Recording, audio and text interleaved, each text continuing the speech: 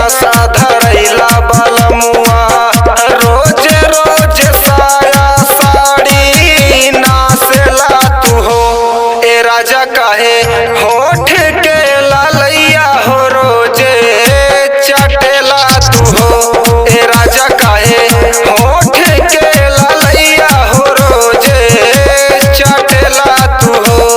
राजा काहे होठ के लालैया हो रोजे चटेला तू हो।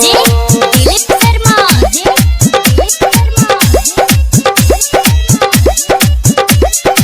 मौला चंद्रभान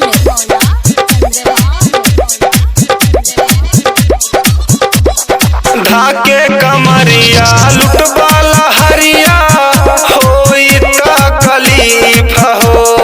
दुखे शरीरिया हमरो भीतरिया निकल जाई चीख हो। निकल जाई चीख हो। हाँ धाके कमरिया लुटबाला हरिया होई तकलीफ हो। दुखे शरीरिया हमरो भीतरिया निकल जाई चीख हो। देखी के गोरे गलिया हमर काटेला तू हो।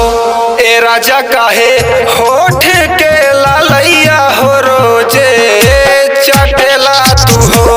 ए राजा काहे होठ के लालैया हो रोजे चटेला तू हो। राजा काहे होठ के लालैया हो रोजे चटेला तू हो। डीजे दिलीप शर्मा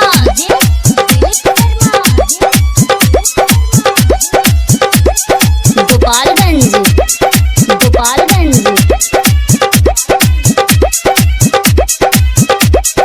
धाके कलाई विवेक सैया ऐसे ना मरोड़ा हो। सूरज देवर देखी सबसे हो काही हमारा के छोड़ा हो। हमारा के छोड़ा हो। धाके कलाई विवेक सैया ऐसे ना मरोड़ा हो। सूरज देवर देखी सबसे हो काही हमारा के छोड़ा हो। कारिले माना तो हमारा के सैया डांटेला तू हो। ए राजा काहे